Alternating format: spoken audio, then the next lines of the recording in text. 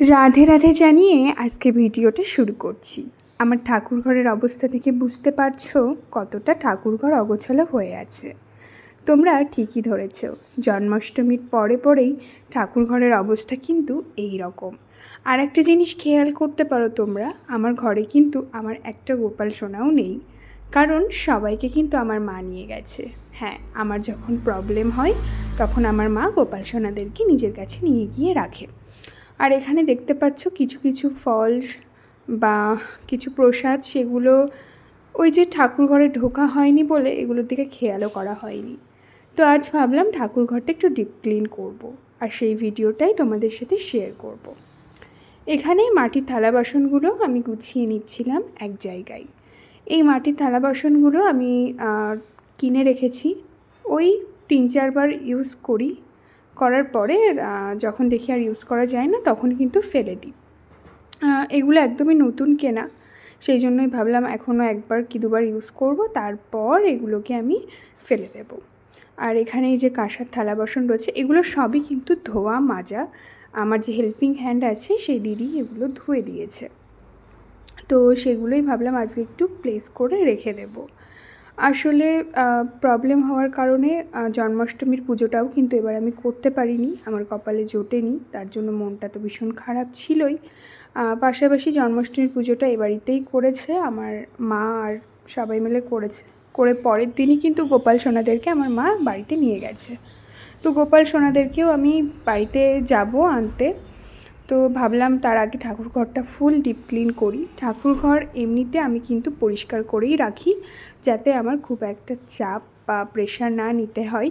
কিন্তু যেহেতু একটা পুজো হয়েছে, তারপরে অনেকদিন ঠাকুরঘরে ঢোকা হয়নি, তো ঠাকুরঘরটা প্রচণ্ড অগোছালো হয়ে আছে। এবার দেখো, ঠাকুরঘরে যে ধোয়া বাসনগুলো যেগুলো আমার পুজোর জন্যই লাগে, সেগুলো আমি নির্দিষ্ট একটা জায়গায় রেখে দিই। তো এই ওয়ার্ড্রপটার মধ্যে আমি রেখে দিই। এই ওয়ার্ড্রপটার একটু অগোছালো হয়ে আছে, ওই যে পুজোর মধ্যে এটা ওটা সেটা টেনে বার করার পর আর গুছিয়ে রাখা হয়নি। তো আজকে ভাবলাম সাথে ওয়ার্ড্রপটাও একটু গুছিয়ে নেব। এই ওয়ার্ড্রপটা আমার ঠাকুরঘরেরই রাখার কথা ছিল, কিন্তু যেহেতু আমার ঠাকুরঘরের স্পেসটা বড্ড কম, তো সেই জন্য এটা আমি অন্য একটা রুমে রাখি, তো সেখানেই বাসনগুলো এনে রেখে দিচ্ছি।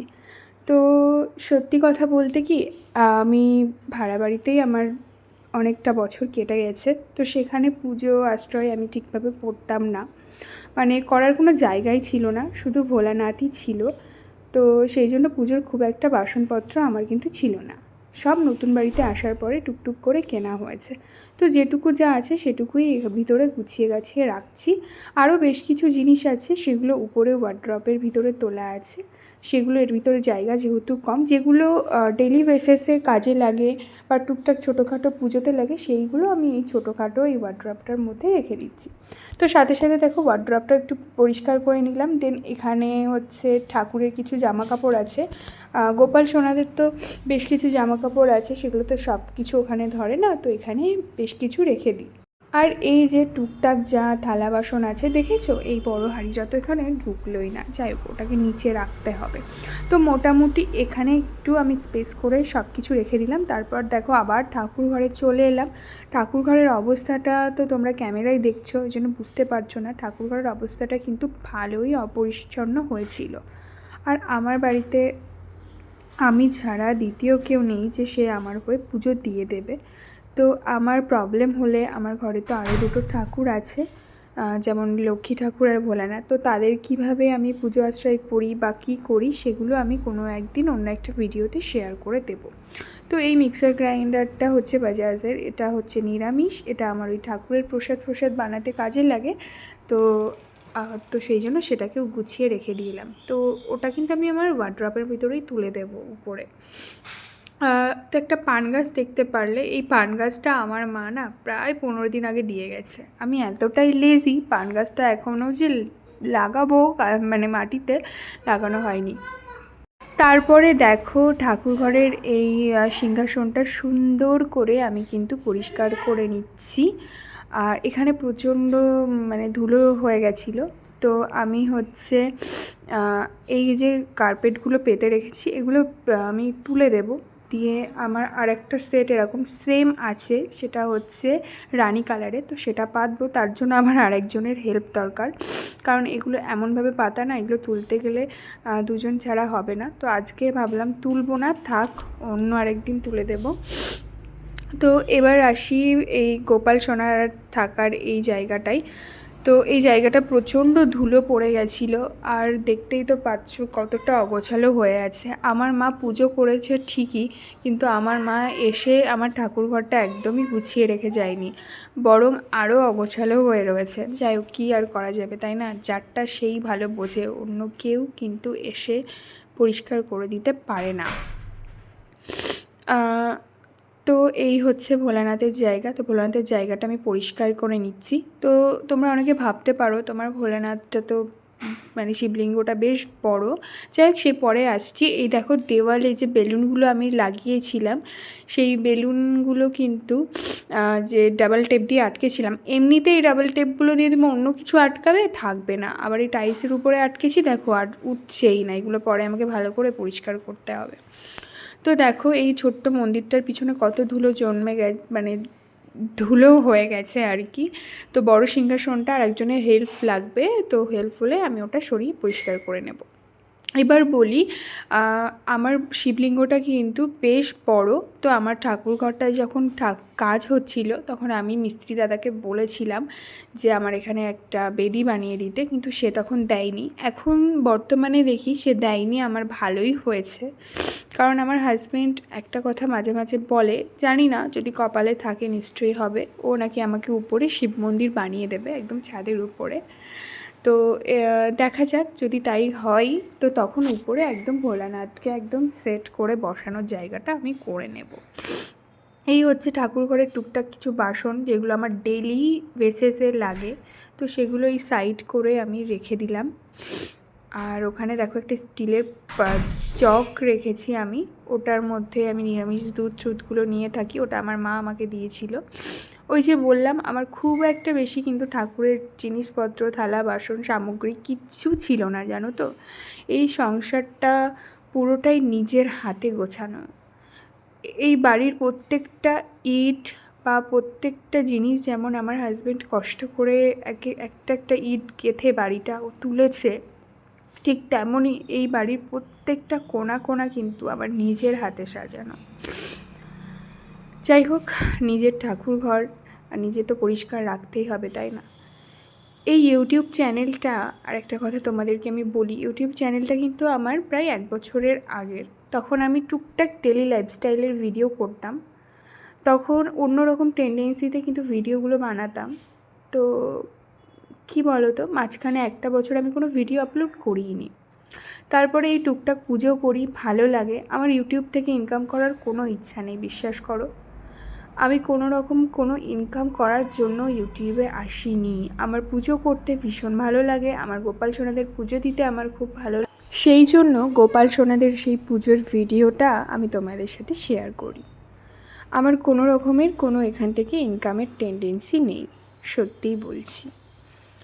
এবার দেখো, তোমাদের সাথে কথা বলতে বলতে অনেকটা কাজ কিন্তু আমি করে নিলাম। এই বাস্কেটের মধ্যে আমার ডেলি ইউজিংয়ে সব কিছু থাকে, যা যা মোটামুটি আমার পুজো দিতে লাগে। সব তো আর এটার ভিতরে ধরে না। কিছুটা আমার ওই সিংহাসনের নিচেও একটা ওয়ার্ড্রপ আছে, সেখানেও আমি রেখে দিই। তো কতটা ধুলো পড়ে দেখেছো? এই জন্য এরকম একটা সাদা কাপড়ের উপরে আমি রেখে দিই। আর এটা যখন দুপাশ নোংরা হয়ে যায়, তখন এটা টোটালটাই কিন্তু আমি রিপ্লেস করে দিই। তো এবার এই বাস্কেটটা আমি সুন্দরভাবে গুছিয়ে নেব, নিয়ে এটার মধ্যে কিন্তু আস্তে আস্তে জিনিসগুলো রেখে দেব। ওই যে বললাম, আমার খুব একটা বেশি জিনিসপত্র ছিল না। তো বাড়িতে তো নতুন এসেছি, তো সব কিছু একবারে আমার গোছানো সম্ভব না। তো ধীরে ধীরে সব কিছু গুছিয়ে নেব। ইন ফিউচার এখানে কিন্তু এইটাও থাকবে না। আর এই যে এগুলো হচ্ছে তোমার ওই কর্পূরদানির মধ্যে দেয়, ধুনো ধূপ বলে, এই ধূপগুলো বেশ ভালো, আমি এগুলোই ইউজ করি। আর এর ভিতরে গোপাল সোনাদের টুকটাক খাবার দাবার রাখি আমি। তো এখানে কিন্তু আমি একটা ছোট অর্গানাইজার রাখবো, তো তখন কিন্তু এটা আমি পাল্টে দেবো আর কি, ঠিক আছে? তো যাবতীয় জিনিসগুলো এখানে কিন্তু আমি টুকটাক সাজিয়ে নিচ্ছি। এর ভিতরেও বেশ টুকটাক জিনিস থাকে। সত্যি কথা বলতে অনেক কিছু জিনিস আমার ফুরিয়ে গেছে ঠাকুর ঘরের, সব আবার কিনে নিয়ে আসতে হবে। তো রাধা অষ্টমীতে পুজোটা করার ইচ্ছা আছে, এখন দেখি কতদূর কি হয়। কপালে না থাকলে কোনো কিছু হয় না, জানো তো। তো কপালে যদি না থাকে হাজার চাইলেও হয় না। আমার কপালে ছিল না, আমি জন্মাষ্টমীর পুজো কিন্তু করতে পারিনি। এই জন্য আর আগে ভাগে আর বেশি কিছু বলবো না। পুজো করতে ভালো লাগে, পুজো ভিডিও শেয়ার করতে ভালো লাগে। সেই পুজোর ভিডিও দেখে তোমরা সুন্দর সুন্দর জিনিস কমেন্ট করো, লাইক করো, সাবস্ক্রাইব করো আমার চ্যানেলটাকে, আমার কিন্তু বেশ ভালো লাগে। তো যদি ভিডিওর কোথাও কোনো অংশ তোমাদের ভালো লেগে থাকে নিশ্চয়ই সাবস্ক্রাইব করো। আর এই হচ্ছে জিনিসপত্রগুলোকে আপাতত এভাবেই ওই কর্নারটাই রেখে দিলাম, যেগুলো আমার প্রায় প্রত্যেক দিনই লাগে, ঠিক আছে। কারণ এখনও আমার ঠাকুরঘরে অনেক জিনিসপত্র না গোছানো বাকি আছে। তো যা ধুলো নোংরা বেরিয়েছে ভাবলাম সেগুলোকে পরিষ্কার করি, থালা বাসনগুলোকে রাখি, তারপরে এখানে যা গোছাবো পরে গুছিয়ে নেব। আর এই দেখো, এগুলো হচ্ছে গোপাল সোনাদের ড্রেস, জন্মাষ্টমীর যে দিন পরানো হয়েছিল, আর এগুলো আগের ড্রেস।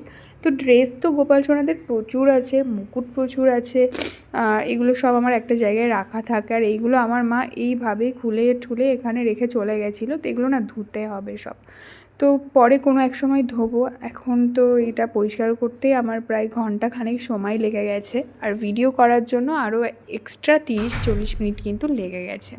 তো মোটামুটি ঠাকুরঘর পরিষ্কার করতে আমার ওই 1 ঘন্টা 30 মিনিট তো লেগেই গেছে। আর এই কটা মোয়া দেখি এখানে পড়ে আছে, কটা বাতাসা পড়ে আছে, একটা নারকেল পড়ে আছে, অনেক কিছুই ফল প্রসাদও না পড়েছিল। ওই যে আমার মা পুজোর পরের দিনই গোপালদের নিয়ে চলে গেছে, আর কাজের দিদি আমার যে হেল্পিং হ্যান্ড যে দিদিটা আছে ওনাকে দিয়ে আমি টুকটাক পরিষ্কার করিয়েছিলাম। নিজে তো ঢুকতে পারছিলাম না ঠাকুর ঘরে, কিছু ছুঁতেও পারছিলাম না। তো যাই হোক, এখন আপাতত নিজের ঠাকুর ঘরে ঢুকে ক্লিন করার পর একটু শান্তি লাগছে। এখনও পুরোপুরি আমি কিন্তু ক্লিন করে উঠতে পারিনি। আর ঠাকুর ঘরে কখনো ঝাঁটা ইউজ করতে নেই, তো এই যে ফুল ঝাড়ু না কি বলে এটা, তো এটা দিয়েই আমি একটুখানি পরিষ্কার করে নিলাম। দেন ভালোভাবে কিন্তু সার্ফ জল দিয়ে আমি মুছবো। আর এই দেখো কত প্রসাদ নষ্ট হয়েছে, দেখেছো। আসলেই আমার হাজব্যান্ড একটা কথা ঠিকই বলে, নিজের ঠাকুরঘর নিজের পুজোর জায়গায় যদি নিজে উপস্থিত থাকা না যায় না, তো সব কিছু এরকম উলটপালটই হয়ে যায়। আর টাইলসের উপরে দেখতে পাচ্ছ কতটা ধুলো নোংরা পড়ে গেছে, আমি কিন্তু এরকম হতে দিই না। যাই হোক, কী আর করা যাবে, এবার আস্তে আস্তে নিজেকে গোছাতে হবে। এই দেখো, এই যে সোপগুলো আমি ইউজ করি থালা বাসন মাজার জন্য, সেগুলো এই পরিমাণে ধুলো নোংরা, তো এগুলো কিন্তু সবটা আমাকে পরিষ্কার করতে হবে, তবে ধীরে ধীরে। আজ অনেকটা ধুলোবালি পরিষ্কার করেছি। এবার দেখো এই টাইলসগুলোকে সুন্দর করে মুছে নেব। এই টাইলসগুলোকে এভাবে মুছলে হবে না, জানো তো, স্পাইট দিয়ে ঘষে ঘষে তুলতে হবে। তো যতটুকু পারলাম করলাম, পরে যখন বেসিনটা ডিপ ক্লিন করবো তখন এটা পরিষ্কার করে নেবো। তো দেখো এই যে এই পাশটা পুরোটা ধুলো ময়লা ছিল, সেগুলো আমি তুললাম। আর এই হচ্ছে মোটামুটি পরিষ্কার করে নিলাম। ওপাশে বেশ কিছু জিনিস আছে, ওই যেমন হচ্ছে গঙ্গা জলের ওটা আমি চেঞ্জ করে অন্য কিছুর ভিতরে রাখবো, ঠাকুরের জামাগুলো ধুয়ে দেবো। দেন হচ্ছে এই দেখো এই জায়গাটা আমি কিন্তু জন্মাষ্টমীর আগে পরিষ্কার করেছিলাম, একদম সুন্দর করে পরিষ্কার করে রেখেছিলাম। তো একটু পুজো হয়েছে, বেশি জিনিস এই বাঙ্কারের উপরে সবাই তুলে রেখেছে, তো কতটা অগোছালো হয়ে আছে। তো চলো এই জিনিসগুলো আমি একটু ওয়ার্ড্রপের ভিতরে রেখে আসি। তো যেই কথা সেই কাজ, চলে এলাম ওয়ার্ড্রপে, এগুলো কিন্তু রেখে দিচ্ছি।